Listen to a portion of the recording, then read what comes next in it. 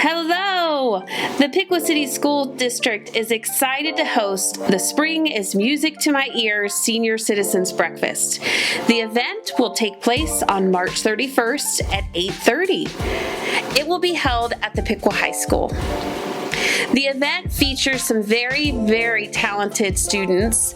The event will feature the Piqua Show Choir, the Company, and Audio Hype, the Piqua High School Jazz Band. We will also feature some musical spotlights from the Piqua High School and the Piqua Junior High School. The doors open at 8:30, breakfast will be served at 8:45, and entertainment at 9. Again, all senior citizens are invited to the event on March 31st at 8:30 at the Piqua High School. We hope to see you there.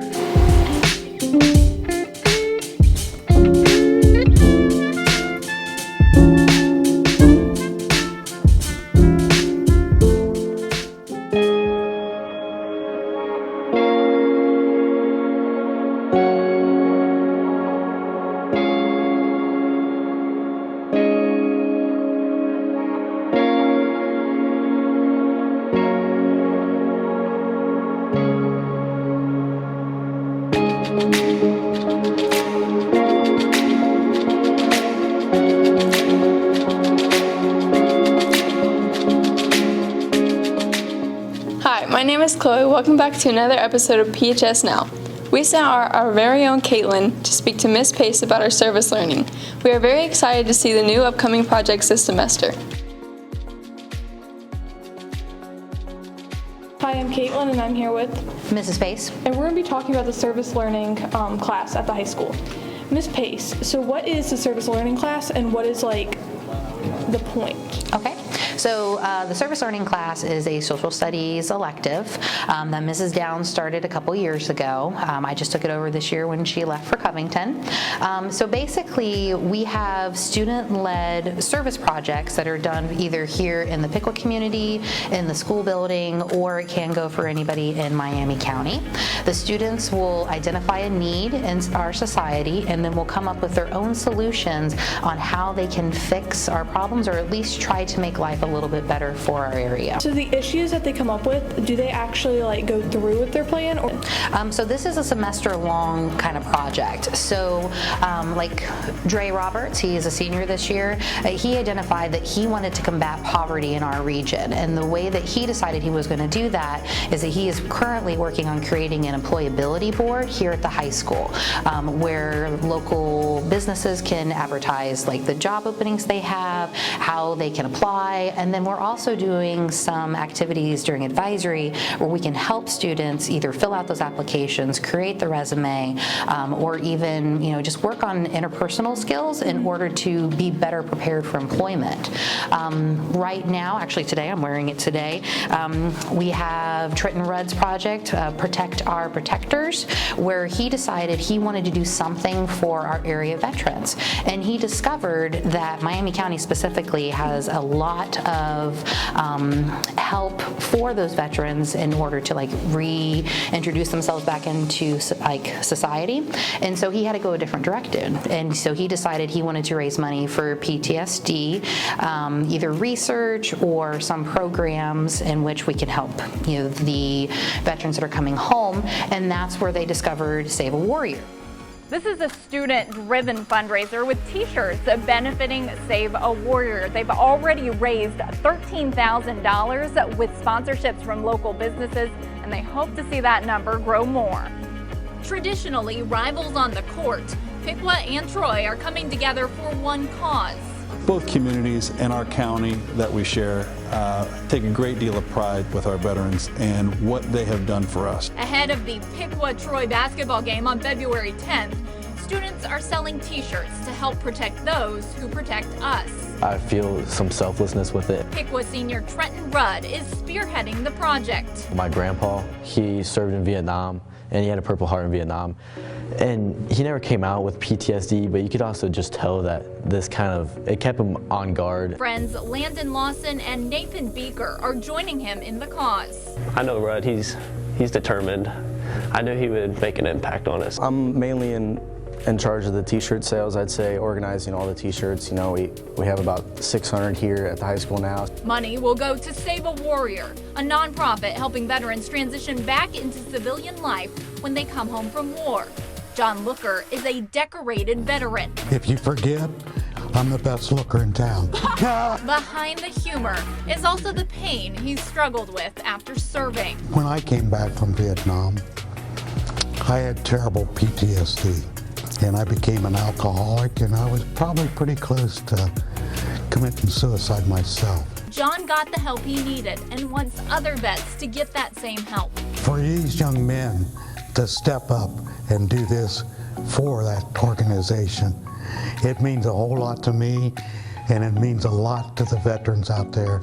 A deeply personal cause with students well on their way, helping save those who struggle. And at first, that'd be a great goal to just save one life, and then it kind of snowballed in two. So right now, we're between saving 3 and 4 lives. T-shirts are $15 and can be bought at Piqua or Troy high schools or the Piqua Board of Education. And buying a shirt also gets you into the basketball game.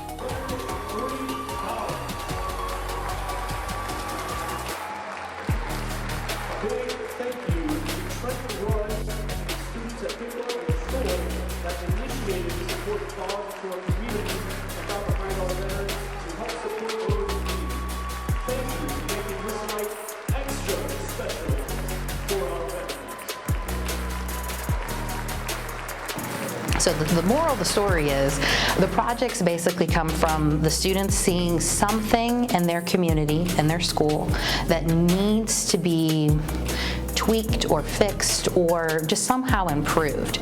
And then as they do research, as they have interviews with community members, as they talk to their teachers, the administration, and they do these presentations, it kind of morphs into something that could really benefit the area. Lucy Weiss is here for the interview today. She wanted to work with literacy with students. She knew that was something very important for her.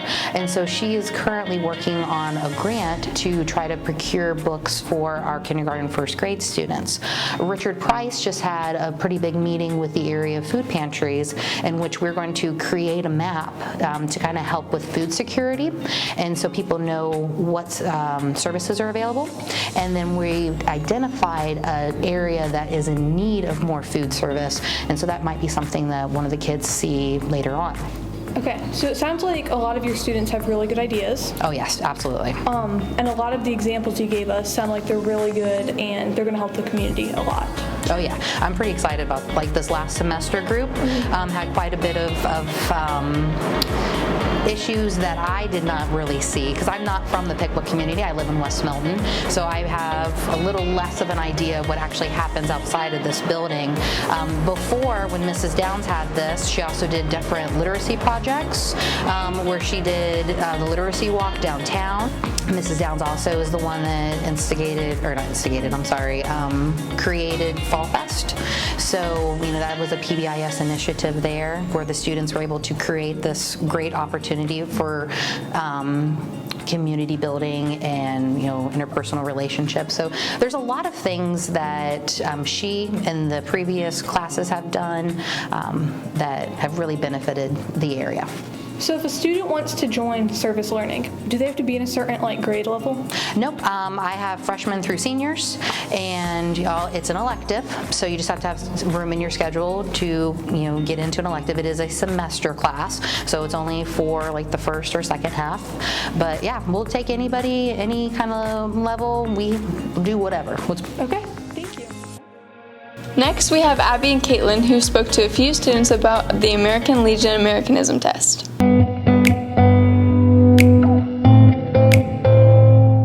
This is Abby. And I'm Caitlin.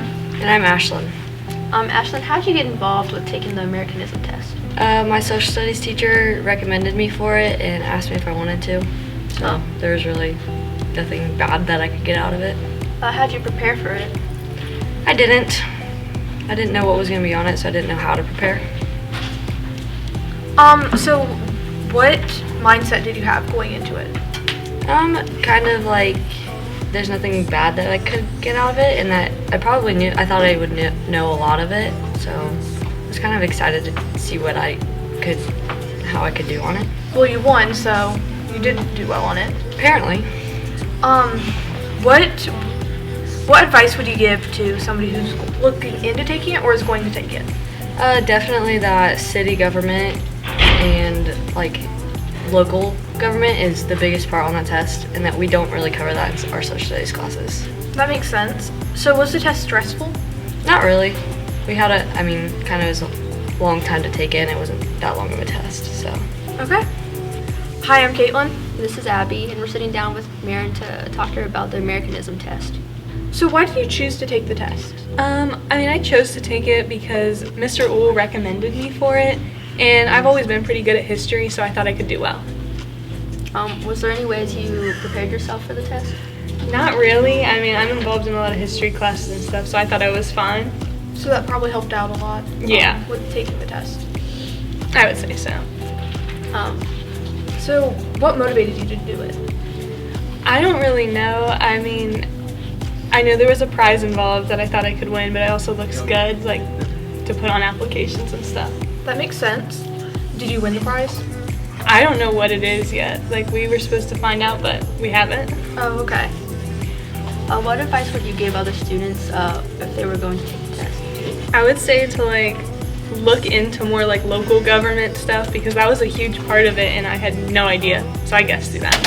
But obviously it was lucky guesses, though. Yeah, I guess so. All right. Thank you. Yeah. Thank you. Hi, I'm Caitlin, and I'm here with Mr. Uhl. And we're going to be talking about the Americanism test. So, Mr. Uhl, the test, how do you get into it? Well, each year it's given to any student from 9 through 12 who is willing and interested in American government mostly, and they are recommended by their social studies teachers. So, how would a kid get recommended if they wanted to do it? Well, I send out an email to all social studies teachers asking them to ask students within their class who would be interested to take it. It's not a mandatory test, it's a test given through the American Legion, and so their teacher generates the list and they send it to me and I send it on to Ms. Schulte. So, is there like a certain way that if a student necessarily wanted to do it, that they had a higher chance of being recommended? No, not necessarily. It's just their government teacher or their American history teacher or their world history teacher. And we do have usually a allotted amount of tests that we're allowed to do, so we don't limit it to anybody, but we try to get people who are interested in taking the test. That makes sense. So, what is the test? Like, what's on it? It's it's mostly government, and it is a mixture of federal government questions and state and local government questions, which we don't have that standard as much in, especially with government, with local and state, mostly federal. Okay, so what would you say, like, the biggest challenge of taking the test is? I don't know. I personally have not actually seen the test since I don't administrate it. I think probably the hardest things for students would probably be if they haven't taken government class, it might be a little bit more difficult. And number two, if they don't have very much knowledge of their local and state governments. Okay, thank you. She's Caitlin. And she's Abby. Thanks for watching our segment of PHS Now. Before you go, take our Americanism test.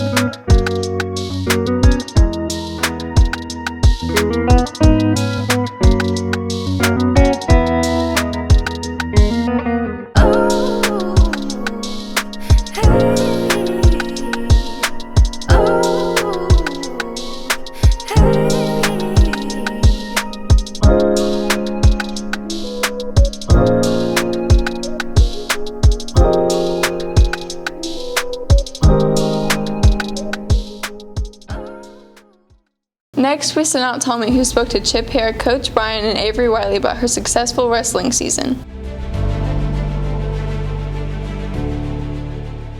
Hey Piqua, today I'm here with Hunter Bryant. And Hunter, with your experience, how have you seen the wrestling program change? It's really evolved from, it used to just be an all-boys sport. If you've seen a girl, it was rare. In the youth program growing up, you never seen girls wrestling. Now it's, if you don't see a couple girls on a team or at state or in the area, it's kind of rare. So to see how much it's evolved to become more, not even friendly to girls, but competitive, because the girls are really hard workers and push the boys in a lot of perspectives, I think. So just to see how much it's evolved across the gender board, it's pretty impressive. How long has it taken to do that? I wrestled youth 20 years ago, 22 years ago. And I would, even in junior high and high school, for me, it was never seen a girl, and I graduated 7 years ago from high school. So I would say probably when I was in high school was when the youth programs started to get girls involved and getting them confident. Of course, mom and dad supporting them ultimately pushed them to junior high and high school, and now you have these elite girls at the high school level, and some of them are really competing with boys. There was last year a girl from Harrison was ranked in the boys state like number 8, which is crazy to see. How did you get started in wrestling? When I was 4 years old, my older brother wrestled for Piqua Youth Program. My parents, I think at that point, were the directors of the Piqua Youth Program, and honestly just had my hand forced into it. I had to go to practice either way. My big brother was going, dad was going to coach, and those first 2 or 3 years I was just kind of the little brother running around annoying people, and I ultimately formed a love for it. The more you're there, stay in a barbershop long enough, you're going to get a haircut type of thing. You're really starting something as a coach. Now, what are some of your biggest challenges? My biggest challenges was, and still is, to recruit kids at the junior high and high school level.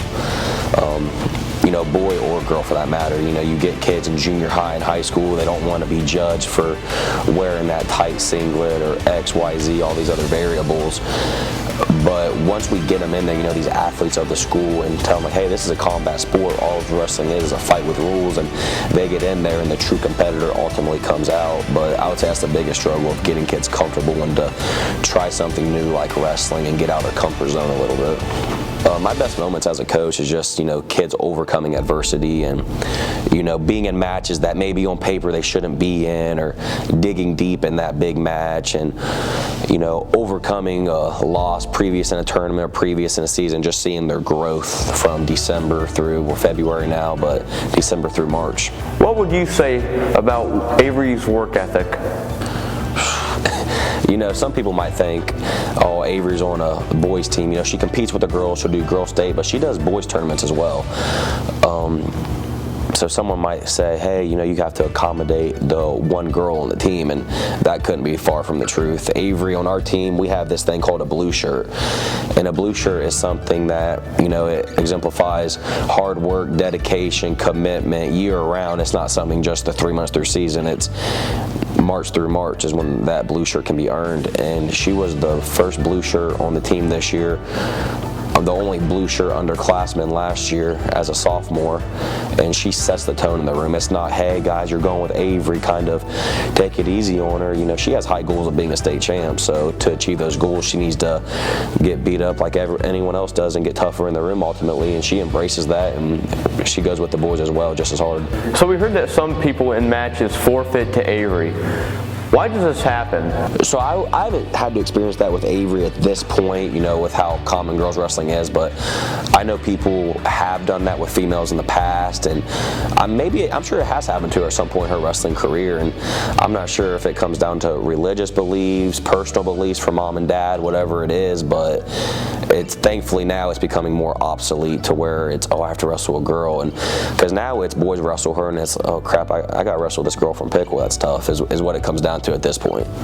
So for high school, they sanctioned girls wrestling, but what about for college? Yeah, so college wrestling, a lot of D2 and D3 schools, but now you're starting to see in the Big Ten. Ohio State, I think they're working on getting a women's club team, but Iowa has a women's team now. And, Big Ten is the pinnacle of college wrestling, and to see it now start to push to those programs, I think it's just going to attract people even more to the sport. As well as the Olympics. Yeah, so right now at the Division I levels, it's really more like regional training centers for girls wanting to be Olympic hopefuls. You know, the D2 and 3, it's still more of the folk style wrestling, which is what we see in high school and men's college. So I foresee girls, as they want to get into professional wrestling, not WWE, but the Olympics and Worlds, they will transition more to freestyle. How are weigh-ins different from males and females now being together? So when I was growing up, you could make weight by all means possible. It was, you know, down to your underwear, whatever you have to weigh in to be your absolute lightest. And you did see that a lot in the locker rooms. You know, it was in the boys' locker room, male refs, male coaches. It's just what you did back then. But now it's whether it's any boys on team or girls, it's singlets on, straps up, and you know, I like that because it doesn't single out the girls of, hey, we got to find a lady to take her to this locker room and make sure she can take her weight right and everything's checked off. It's, you know, she weighs in right there with the boys, singlet, straps up, and she's a part of the team as she is every day in the room. How has the city of Piqua impacted the wrestling program? I would say we've gotten a lot of support over these last couple years of me being a part of this. You know, social media runs the world, of course, and just trying to get us out there on social media and growing the youth team and seeing, you know, I think we had 84 youth kids sign up this year, and seeing them want to support the high school and share their stuff and want to come to the events, and ultimately just people talking about it more, I feel like, ultimately. If you had to tell someone to get involved in the wrestling program, how would you do it? All right, so you'll be good at football. You know, every freshman in football at Piqua football runs the city. You know, they're great, and rightfully so. You're going to be good at football. Yeah, football is all about leverage, pressure feels, being able to feel a guy. Of course, you know, there's passing, there's other variables that don't account for wrestling, but I'll say 80-90% of football is wrestling. You got to control another man's body or woman's against their will. You got to decide where they go, how they go there, and how you want to put them there. So with wrestling, that's what it is. It's hand fighting, it's push, it's pull, it's getting them off balance. So if you want to be good on the football field, I highly recommend being on the wrestling mat. You know, you go talk to these college recruiters, and they've been college head coaches talk about it. Hey, do you wrestle? You know, they like seeing especially big linemen, wide receivers that wrestle, because A, it shows that they have a hard work ethic, they have a lot of fight in them, and they know how to control another person's body better than just the football player. You know, you throw wrestling in on top of that, and it's gravy on top for those coaches. How has wrestling impacted your life? So like I said, growing up, it was just, I was always Kyle Bryant's little brother. My brother was a great wrestler. So I was always just Kyle's little brother. And then once I got into high school, I was average my freshman year, and then sophomore, junior, senior, I was a little bit better, seeing a little bit of success. After high school, I didn't know where I fit in at anymore with wrestling, because, you know, some people follow football, they play golf, and that's never really been my interest. So to have the opportunity to, you know, get back into coaching with the junior high team 2 or 3 years ago, and then now being able to build and mold a high school team and youth program in junior high as to how I see fit, with, you know, a lot of support, of course, along the way, I really feel like it gives me a purpose as to what I'm doing, and something I take a lot of pride in year round in doing this. That's amazing. Thank you so much for your time. What's up, Piqua? Today I am here with Avery Wiley. And Avery, why exactly did you choose wrestling? I think it just stood out from all the other sports, and I just stuck with it. How difficult has it been for you being a female in a mostly male-dominated sport? It's been difficult, but as the years went on, I figured out like how to overpower the guys. Has there been anyone that you've looked up to over your years of wrestling? Yeah, Beth and my older brother Kellen, just like, I've been around it since I was little, and I just thought it was cool, so I just joined in. How does it feel for you that the OHSAA now sanctioned girls wrestling? I think it's a great experience how we get to experience the Schottenstein Center. What are you most looking forward to being there? I'm most excited about the experience of being at the Schottenstein Center. What have been some of your favorite moments? My favorite moment was being able to warm up at state with my coaches and just be along in the journey with them. Do you think wrestling boys helps you compete better against girls? I think wrestling boys shows like my weaknesses and how I can build from what like my losses from them. And last but not least, do you have any closing comments or remarks that you'd like to say about wrestling?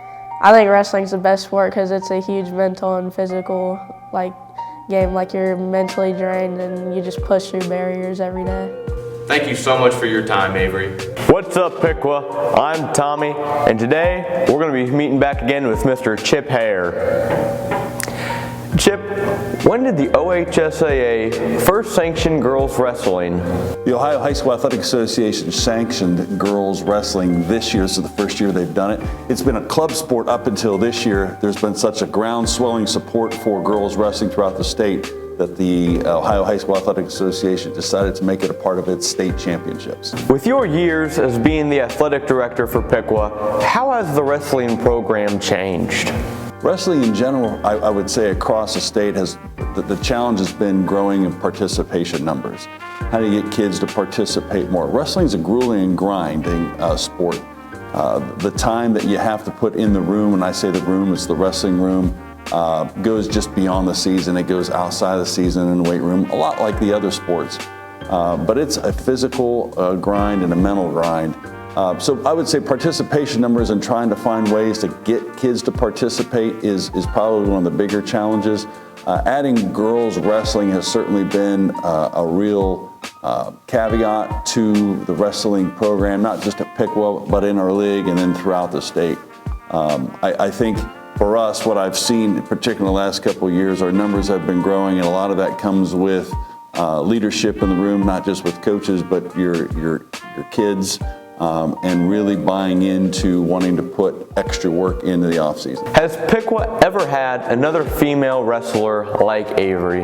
So Avery is certainly getting a lot of attention right now because of her success that she's had. But actually, the first female wrestler that got things rolling and went to state was Beth Herndon, graduate of 2022. Beth, when I say state, again, it wasn't sanctioned, but it was those club state, and she broke the glass ceiling for girls. And I think when I remember Avery being in junior high, I think Beth was really kind of helping mentor her, not just as a wrestler, but also all the things that female wrestlers have to go through. Keeping in mind they have to wrestle. A lot of times they're wrestling boys, and they're getting worked over a little bit, and the mental grind of that, but being able to transfer that over and turning into success against females. Beth was certainly a big part of Avery's, at least initial success at getting that rolling, and certainly Avery has taken the ball and running it from here. What does it take to get a sport sanctioned in the OHSAA? Well, a lot of it comes from just interest. I would say the two sports that come to mind recently that has become sanctioned is number one, we're talking about girls wrestling, that's the most recent one, and then lacrosse. Lacrosse isn't here at Piqua, but you'll find it in your larger schools, particularly South Dayton, Northmont, Beaver Creek, Centerville, etc. Those schools have them. What happens is you get a large amount of people that are interested. They try to start at club level. If there's enough interest at club level and they can get more schools to participate outside of just their, they can get their leagues to form teams, and now you have a conference like we do with all of our other sports in the NBL. That's how it gets going, and there's where momentum gets started.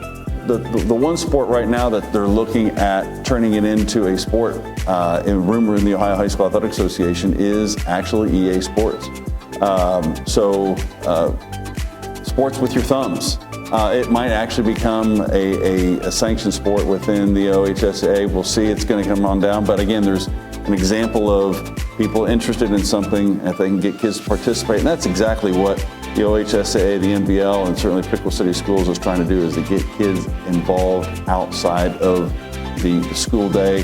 The more that they're participating, the more they're growing mentally, emotionally, physically, and all of those things help make us a better individual, better citizens, and then being able to move forward in the real world that we live in that they call life. And last, do you have any closing remarks or statements you'd like to make? My last comment would be, I think for those sports that are like wrestling and even EA Sports, it's giving kids an opportunity to get involved, creating friendships, being able to do something and be a part of a group.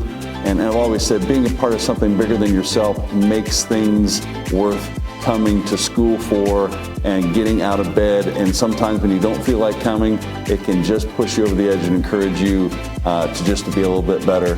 And again, that's why we say, we are Piqua. Thank you so much for your time. Good luck, Avery. We believe in you. Next, we have Elijah Bushnell, who spoke to Mr. Messick about our new video board.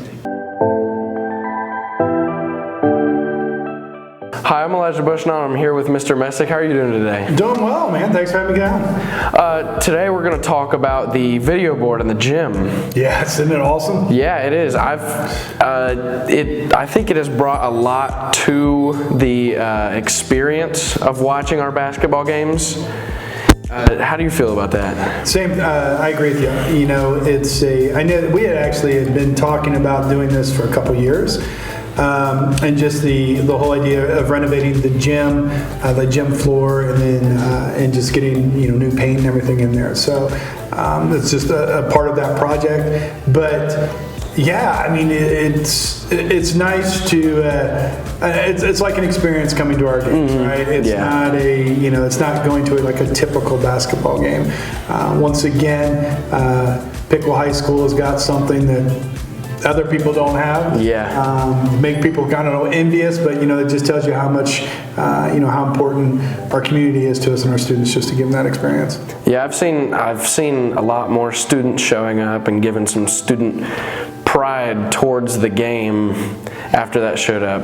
Yeah, I agree with that. I think that we're starting to see a lot more students come in, fans in general, and it's twofold. I think we have a decent good basketball team this year, and we've done very well, and so that's brought a lot of people in, and I think it's great to showcase that video board with that, and like I said, it creates just a big time atmosphere here. You said it's been in the works for some time?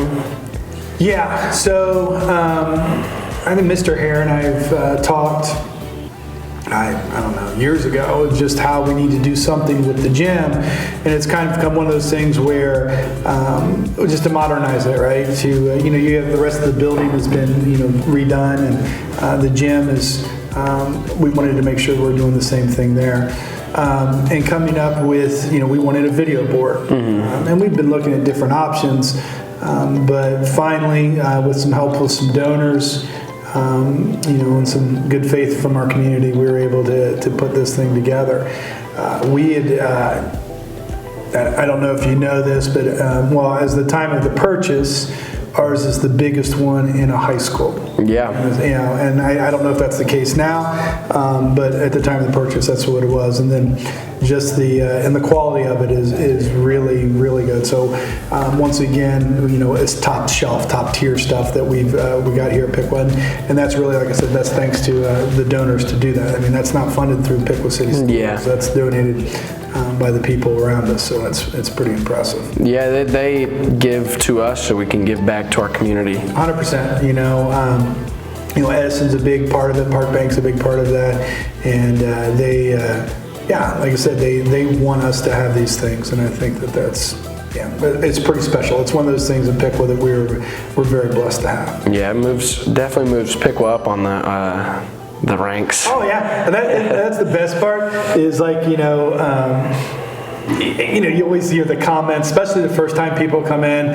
I'm usually here at the start of the games when fans are coming in, and the first time that our visitors see it, everybody's like pointing at it and doing this and like looking and just hearing from the first couple of times when our fans. Such great feedback. That's really neat. That's what they come in and say, man, that video board, that's something special. That's really cool. And and then once we get, we're up for a new gym floor, and that's kind of the final piece in there, and we'll go from there. It's going to be, it looks good, doesn't it? It just looks really good. Yeah. All right, thank you. Hey, no problem.